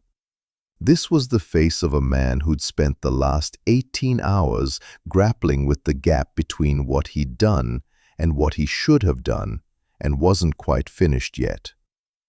"The report," he said. "Major Green corrected it. I heard. I want you to know." Stopped, started again. "The way I referred to your title in the original version, the designation instead of your name, I want you to know that was not." Stopped again. She put down the component she was working on and gave it her full attention. Not to make it easier for him, because she had decided to hear everything he said with the same precision she applied to everything else, and to let it be exactly what it was, without helping him shape it into a more convenient form. "I don't have a good explanation for this," he said. She waited. "I've been trying to formulate it for the last 12 hours, he said, "and I keep coming to the conclusion that it doesn't exist. The decision I made, or the habit I was in, which is no better, was wrong. What you did yesterday, I will never see again in my career. Perhaps in any career. And the report I wrote described it as if it happened without an author." She looked at him. He looked back. "I'm not asking you to accept this as an apology," he said. "I know what I did, and I know what it meant, and I know that 'I'm sorry' doesn't change what was in the original document. But I'm saying it." "I'm sorry, Sergeant Adams." The room was quiet. She thought about everything she could say. The list of truthful things she could say at that moment had accumulated over 3 weeks of being called a function instead of a name, 9 days of having her intelligence assessment rejected, and 1 night of learning her name had been removed, 14 times, from the history of something she had done. She thought about what her mother would say, and what Gomez would say, and what the tired, hungry part of her that had eaten eggs alone in the dining room last night would say. And she said what was true and complete and did not need anything added. "Don't do that again," she said. "Not to me, not to anyone else." He nodded. "Yes, sir, Sergeant," he said. And for the first time in their entire professional acquaintance, the title he gave her felt like it belonged to her. He left. She picked up the component and finished assembling the rifle. 4 p.m., October 24th. Lieutenant Colonel Thomas's meeting with Reyes, Gomez, and Christine lasted 47 minutes. She knew this because she counted. She had a habit of counting what others perceived approximately. Thomas conducted the meeting just as she had imagined, directly, without unnecessary movements, with that special authority of a man who had been in enough rooms to know exactly how much his words weighed, and had calibrated them accordingly. I started with Gomez, asking him to outline the patrol's timeline from his vantage point. Gomez did so clearly, chronologically, without editorial insertions. That was his style. Then he asked Reyes about his decision-making process, when he contacted his superiors, what he received, and when he gave the kill order. Reyes answered everything directly. He didn't try to reframe or soften it. Whatever had happened between morning and evening, it apparently culminated in something resembling honesty. Then Thomas looked at Christine. "Staff Sergeant Adams," he said, "describe the shot for me." And she laid it out. She walked him through 9 days of math, the reconnaissance signatures from October 14th, the calculated motion patterns, the wind data she'd collected every morning at that altitude, the specific numbers, descent, drift, flight time, angular compensation, the moment between heartbeats, when to press to make the projectile follow the calculated arc. Thomas listened without interrupting. When she finished, he was silent for a second. "The M110's rated effective range is 800 meters. You're operating at 1,840. "Yes, sir. Army sniper doctrine does not address the M110's engagement of targets beyond 1,200 meters. "No, sir." "So there is no guidance that takes into account what you have done." She met his gaze. "Physics takes it into account, sir. Management just hasn't caught up yet." Thomas stared at her for a long second. Then something changed in his expression. Not dramatically, not with any pretense, just the subtle, distinct shift of a man who's understood something clearly. "I recommend the Bronze Star with distinction," he said. "The documents will be sent to the brigade by the end of the week." "Thank you, sir." "The corrected report will be kept as a permanent record. Your name, your rank, your shot." He looked at her straight. "This isn't a courtesy, Sergeant Adams. This is a correction of a mistake. Everything should have been right the first time." She nodded. "Yes, sir. It was meant to be." Gomez, sitting next to her, shifted his position ever so slightly, a movement that meant he was trying very hard to maintain a neutral expression. Thomas closed the folder. "One more thing." He looked at all 3 of them. "On the 14th, The preliminary positioning assessment. I read it. He looked at Christine. You were right, he said, and you were right 9 days before anyone else in this chain of command came to the same conclusion. I want to understand how this assessment was processed at the patrol level, and I want to ensure that future assessments from this unit go through a process that doesn't lose that signal. He looked at Reyes as he finished saying this. Understood, sir, Reyes said. Okay, at ease. They went out. In the hallway, Gomez waited until the door was completely closed. Then he looked at Christine and said very quietly, Your name is on permanent record. My name is on permanent record, she confirmed. How so? She thought for a second. It's like it should have been there all along, she said. Gomez nodded. Yes, he said, it should have. They walked down the corridor together and out into the afternoon air, and the sun was low and orange, the way the Afghan afternoon sun is when the day has been long enough to move from its beginning to somewhere else entirely. And none of them said anything more, because there was nothing more to say. The next 3 weeks passed in the peculiar rhythm of a deployment that had survived one exceptional event and then returned to the daily routine. Patrols, briefings, intelligence analysis, equipment maintenance, the slow accumulation of small, careful days that make up the bulk of any soldier's time in a combat zone. Christine moved through them the way she moved through everything, precisely, methodically, without drama. The Bronze Star documents were sent to the brigade on October 27th. She was informed that they had been transferred to the division by November 3rd. She had no visibility into this and had long since realized that the administrative machinery of military awards operated according to its own logic and schedule, and monitoring it was one of the least productive activities for her energy. That's why I didn't follow. I did my job.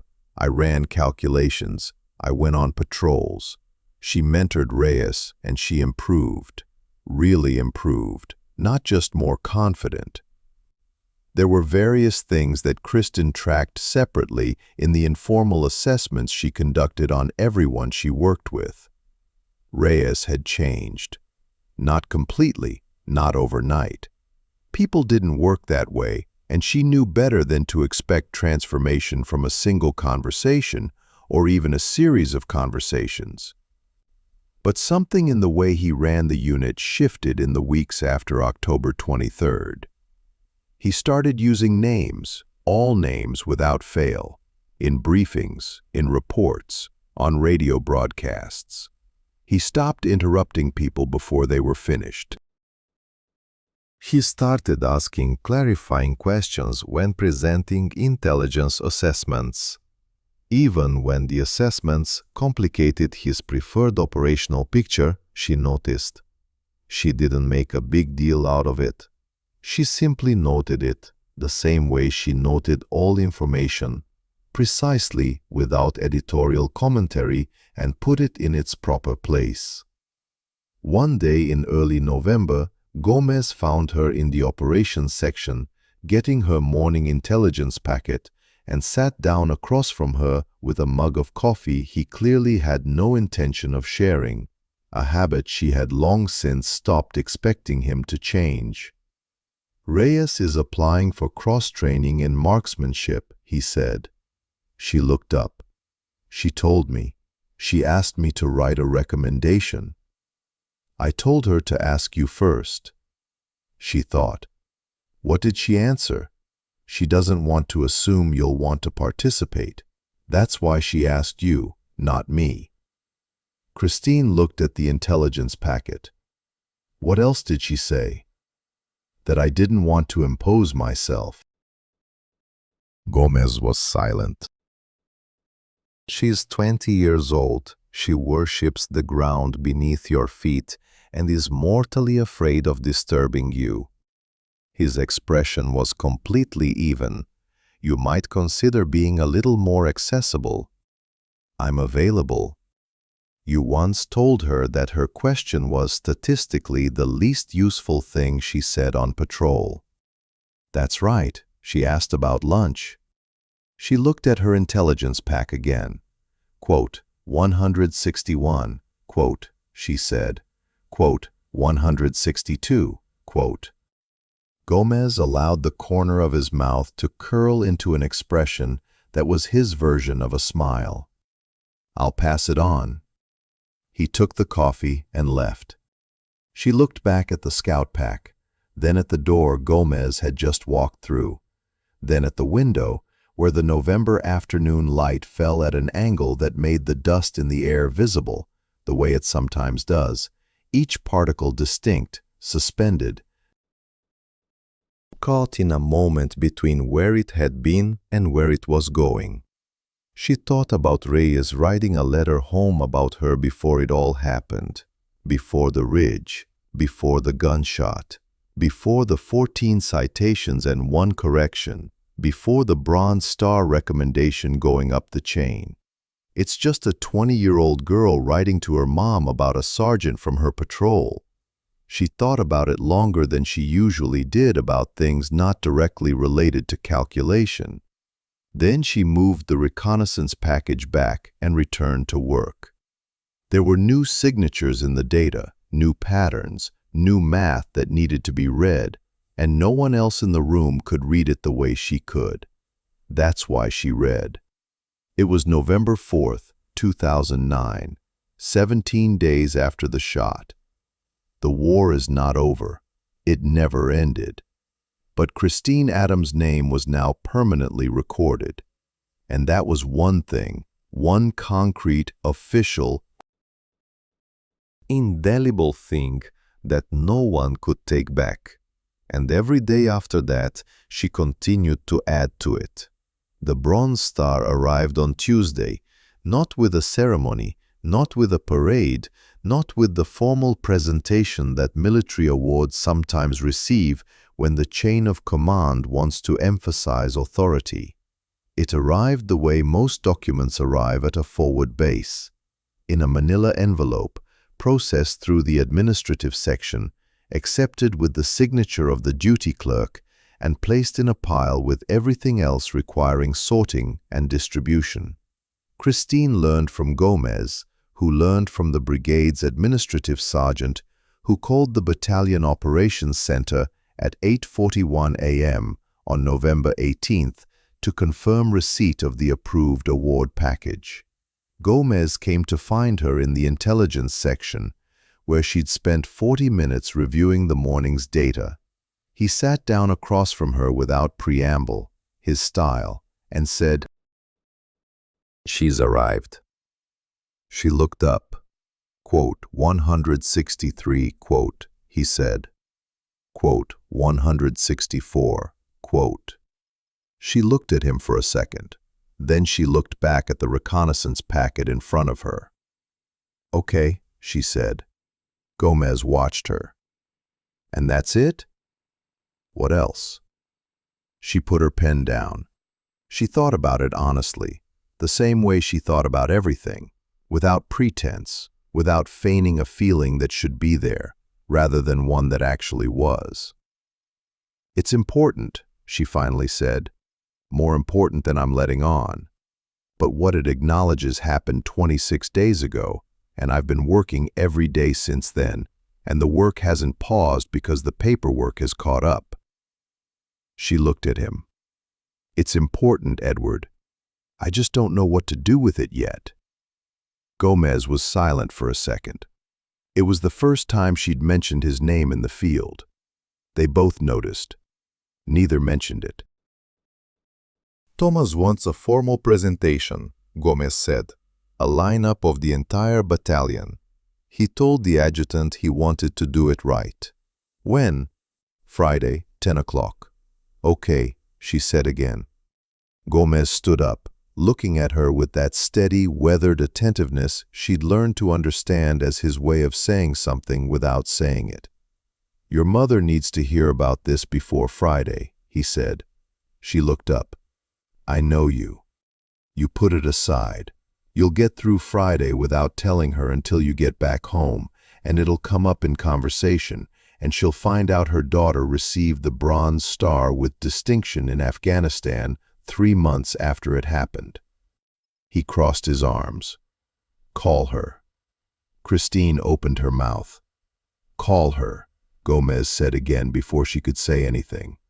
She closed her mouth. This evening. He went out. She sat for a moment in the silence of the intelligence section. Then she glanced at the phone at the far end of the table, a landline connected to the IVR system, capable of routing international calls to American numbers with a 60-minute daily limit. I looked at him for a long time. Then I returned to the data. But that evening, at 19:30, she picked up the phone. 4 rings, then my mother's voice, clear and immediate, with that quality it always had. Cheerful even at this hour, cheerful like someone waiting for something without allowing themselves to admit they were waiting. Christine? Hi, Mom. The pause isn't alarming.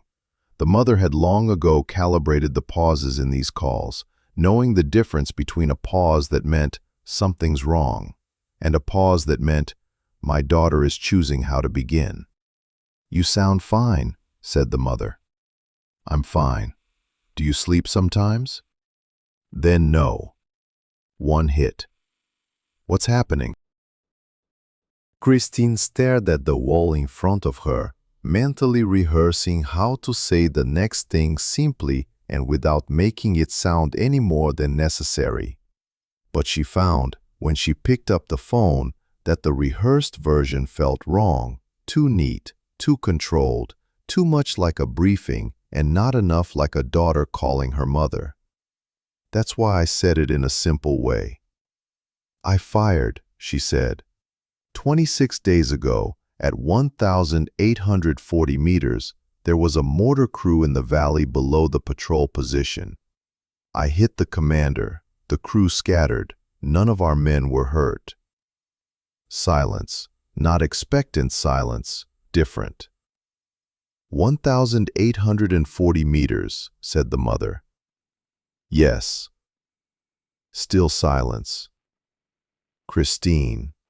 Her mother's voice changed. It didn't break. Cynthia Adams didn't break on phone calls from the forward base because she was Cynthia Adams, with 22 years of Army intelligence, and she knew the person on the other end of the line needed her steady, not shaken. But something shifted in him, the way things shift when something held very carefully can finally be let go. It's more than a mile. 1 1/10 miles. The mother stopped and started again. You're telling me this now because something happened with the confession. The Bronze Star with distinction, Christine said, came today. The official presentation is on Friday. The silence that followed was the longest. When her mother spoke again, her voice was a voice Christine had heard exactly twice in her life. Once when her grandmother died, and once when Christine called from her first deployment to say she was safe, after a patrol that hadn't been safe. A voice that passed past what he held and reached something beneath it. I'm proud of you, said the mother. I've always been proud of you. But what I'm feeling right now has no name that can fit into a phone conversation. Christine felt something shift in her own chest. Something that had been held in a certain position for 26 days, carefully, without complaint, because there was no time, no space, no person to whom she would allow herself to open up to. I know, she said. Me too. Your father will cry. Don't tell him until I get home. Mom, absolutely not. I'll tell him tonight. He'll want to know, Christine. He has a right to know. He's been worried about you every day since you left. And if you think I'm going to sit on this information... Okay, Christine said. And then, unexpectedly, something happened that she had not planned and could not have predicted. She laughed. Real laughter is small, sudden, completely sincere, the kind that takes you by surprise. The mother laughed too, just for a moment, 8,000 kilometers across a military phone line with a 60-minute time limit. They were just two people loving each other, laughing about how Robert Adams would cry in the kitchen in Tukwila, Washington. Then the mother said, "Come back home alive." "I'll come home. I'll come home, Mom. I love you. I love you." The call ended. Christine sat for a second with the phone in her hand after hanging it up. Then she put it down and sat in silence, allowing herself to feel the full, uncomplicated, enormous weight of being known. Not acknowledged, not rewarded, known. It was the best feeling since October 23rd. Friday, November 20th, 10 o'clock. The battalion formed up in the open space between the operations center and the vehicle area. 231 soldiers formed up with the practiced precision of military formations, not rigid, but organized, bodies aligned at the correct intervals, faces forward, a general hush of men who knew the purpose of such a ceremony. Thomas stood in front. Next to him stood the adjutant. Behind him were the battalion colors. Reyes was in formation with his platoon. Christine had seen him that morning in the operations section, and he looked at her and nodded, and she nodded back, and that was enough. Gomez stood one position to her left. He'd been there when she arrived, and he'd be there when it was over, which was simply what Gomez did. He was present for what mattered, and he was present in a way that didn't require announcing. Reyes was 3 rows behind. Christine wasn't looking for her, but she knew she was there, because 20 minutes earlier, Reyes had appeared next to her and said, with the careful seriousness of a 20-year-old trying to sound older, "I want you to know that this is one of the things I will remember for the rest of my life." Christine looked at her and said, "Stay in your place, Reyes." She grinned and went to take her place in the formation. Thomas began. He read out the quote. Kristen had read it herself the day before, once in the administrative section, standing at the counter, before folding it and putting it away in her notebook. But hearing it read aloud in Thomas's voice in front of 231 soldiers was different from reading it quietly in a room alone. This was different because the words that had been missing from Reyes's original report for 26 days were all there. Every single one of them. Her name, her rank, her actions, her crew, her shot, her mortar crew, the range, the result. Underscore, underscore, quote, underscore, 182, underscore, underscore, underscore, underscore, quote, underscore, 183, underscore, underscore, clearly, officially, forever before every soldier in this battalion. She stood at attention and listened to her name and did not allow her gaze to wander anywhere except straight ahead, because if her gaze wandered, she would feel more than she was ready to feel in front of 231 people. As Thomas pinned the medal to her uniform, he looked straight at her. Quietly enough that it was between the two of them, he said, quote, 184. She met his gaze. "Thank you, sir." He took a step back and saluted her. She answered, and it was done. Afterwards, in the informal dispersal of soldiers leaving the formation, 3 things happened that she would carry with her for the rest of her life. First, Reyes found her in the crowd and said nothing at all. She simply stood before her with an expression that said everything her vocabulary clearly couldn't. Then she extended her hand, and Kristen shook it. And that was that. Second, Gomez, walking next to her from the formation, said, Your father will frame this quote. I know. He'll hang it next to the shooting range he made for you. I know. He will tell everyone who comes to their home. I know, Gomez. I'm just saying. I know what you're saying. He was silent for 3 steps. Okay, he said. Third, Reyes waited at the edge of the dispersal area, in a position that made it clear he was waiting for her. Not blocking, not intruding, simply present with the intent to do so. She saw him from 5 meters away and walked toward him without slowing down, because somewhere in the last 26 days she had decided. She would not make things any harder or easier for Timothy Reyes than they needed to be.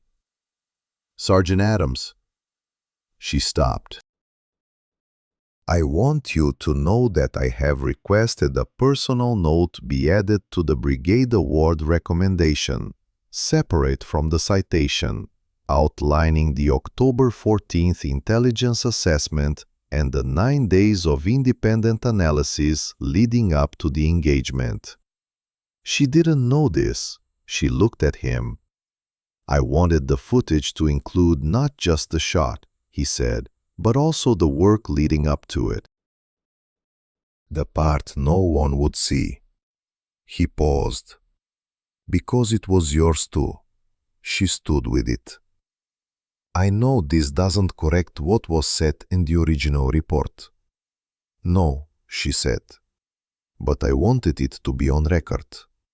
She looked at him for a second. At the face that had pointed at her across the briefing room and asked who had given her the gun. At the face that had written designated sniper 14 times in 11 pages. At the face that now stood on a dispersal site in Afghanistan, doing the slow, difficult, imperfect work of becoming someone who understood what he had done and was trying, inadequately perhaps, but sincerely, to fix it. People don't transform. She knew that. But sometimes they change direction, and sometimes that's enough to make a difference. Thank you, she said. Lieutenant Reyes. She left without looking back. The deployment ended on December 11, 2009. They departed Kandahar on a C-17 at 3 a.m., like most departures from Afghanistan, in the dark.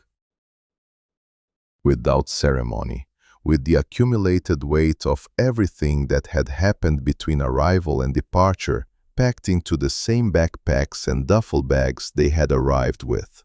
Christine sat at the back of the plane, Gomez, through the aisle.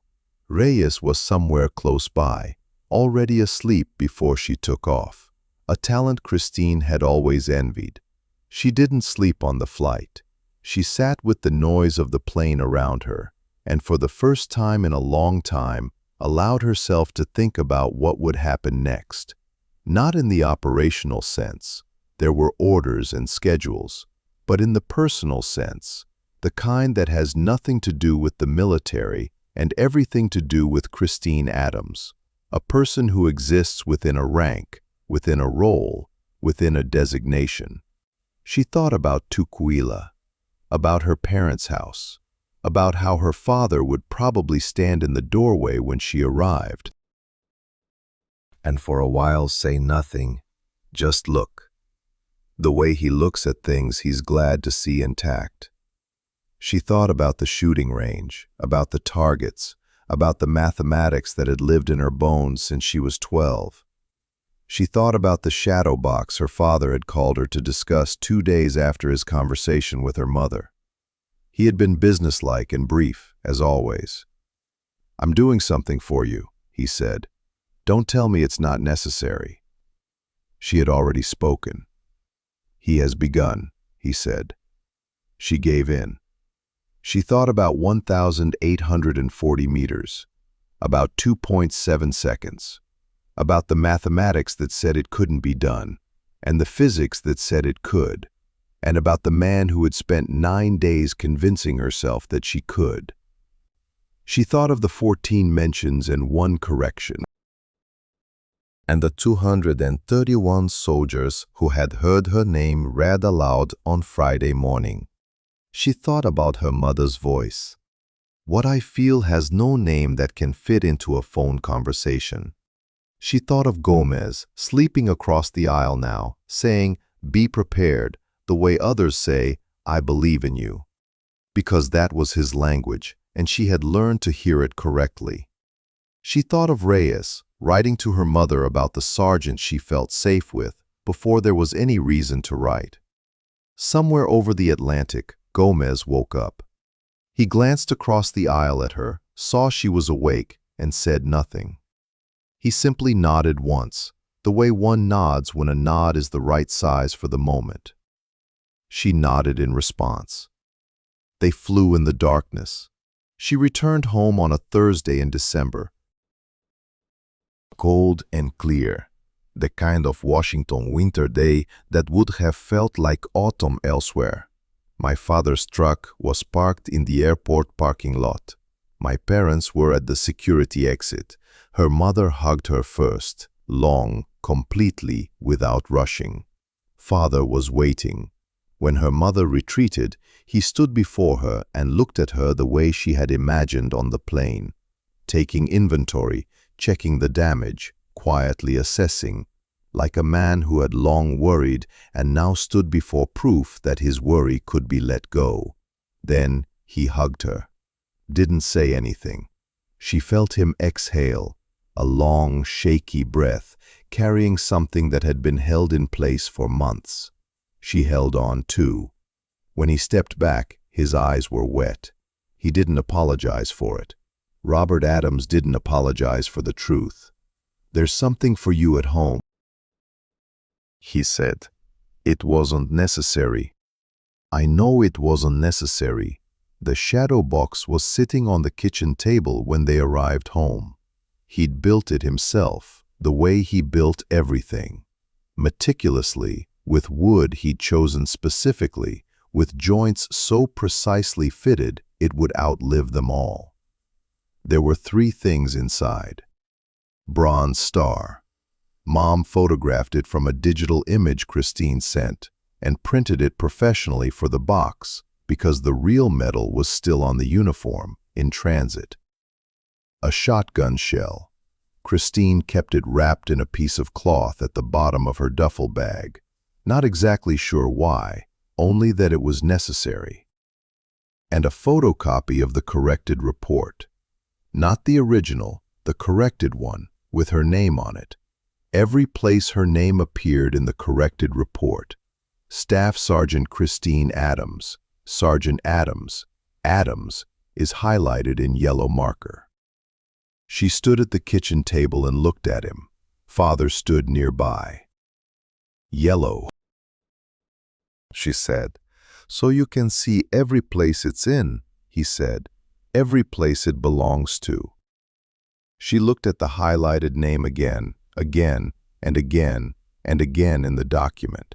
Places where the original had contained nothing. Places where the correction had returned her. She thought of 14 references. She thought of one word from Thomas. Inexhaustible. She thought about her mother's voice. "I'm proud of you." She looked at her name highlighted in yellow and felt something finishing. No drama, no announcement. Just a quiet closing of something that had been open for a long time. A special reassurance of the calculation that has reached its final answer. "This is perfect, Dad," she said. "I know," he replied. She put her arm around his shoulders. He put his arm around hers, and they stood at the kitchen table in their home in Tukio, Washington, and looked at the shadow box together while their mother made coffee behind them and pretended not to watch. Years have passed. Christine left the army quietly, as she had done everything, without drama, without ceremony, without a farewell tour. She completed her service, collected her discharge papers, and left the territory the same way she had entered 18 years earlier, knowing what she was doing and why. She found a job near Portland, Oregon. It was civilian, analytical. the kind that utilized the part of her brain that always quietly crunched numbers while the rest of the world figured out what to do with them. She was good at it, always had been. She lived in an apartment that was clean and organized and quiet, in that special sense that suits a person who thinks better without noise. She did not give an interview. I didn't attend the ceremonies, the ones periodically convened to discuss the historical clashes of the Afghan War. Although I received invitations, I put them away where I put everything else, carefully out of the way. She called her parents every Sunday. Her mother had retired and was now teaching intelligence analysis at a college, with an opinion on every geopolitical event, which she delivered over the phone with the precision of someone who had been right her whole life and knew it. My father built 4 more shadow boxes, one for each deployment, and they lined up in the hallway of my parents' house. My mother said it was excessive. My father said it was accurate. Gomez retired 2 years after her. He sent an email that read in full, "Finished 30 years, going fishing. You did the right thing, Adams." She read it 3 times. Then she printed it out and put it in a drawer. Reyes was promoted to staff sergeant. I texted her when it happened, and Kristen replied, "It's about time." Now stop asking so many questions. She responded with a laughing emoji and a photo of her new stripes. Christine looked at the photo longer than she would have admitted to anyone. After the deployment, she never heard from Lieutenant Reyes again. She didn't seek information about him, but through Gomez, years later, I learned that he had become a lieutenant colonel and that his officer evaluation reports invariably noted his diligence in ensuring that his credits were accurately recorded in official documentation. Gomez relayed this information with absolutely no editorial comment, which in itself was editorial comment, and she accepted it as such. One evening she was sitting at the kitchen table when the phone rang with an unfamiliar number. I almost hung up. I answered. The voice on the other end was young, female. And deliberate. The kind of deliberate voice that comes from someone who has rehearsed what they're going to say and is trying not to let the rehearsal show. "Is this Christine Adams, Staff Sergeant?" "Christine Adams. Who's asking?" "My name is Amy Davis. I'm a private first class stationed at Fort Campbell. I'm a designated marksman trainee." I found a quote, a revised report from October 2009. Someone posted it on a forum, and I stopped. I don't really know what I wanted. I just needed to call. Christine was silent for a second. "How did you get this number?" "Sergeant First Class Gomez," she said. "He gave it to me." He said if I was serious enough to find him, I was serious enough to call. Christine made a mental note to say something to Gomez about this. She also made a note that she wouldn't actually tell him anything. "What do you want to know?" Christine asked. "That's it," Amy Davis said, and the word came out with that special, unguarded directness of someone who means it completely. Christine sat at the kitchen table. She looked at the shadow box on the shelf opposite. Bronze star, a cartridge case, a corrected report with a name highlighted in yellow. She thought of the briefing room at Fort Liberty in August 2009, of the lieutenant with a clipboard and 5 words, of 9 days of math no one wanted to believe, of 2 points of 7 seconds at 1,840 meters, and 12 soldiers returning through the perimeter. About why it is worth proving something, about what it means to be erased, about what it means to be returned. "Okay," she said. Let's start with math. From mathematics? Every shot starts with math. There's no shot without math. Most people want to start with the shot. That's why most people aren't prepared when it matters. Pause on the other end. After. Okay, tell me about math.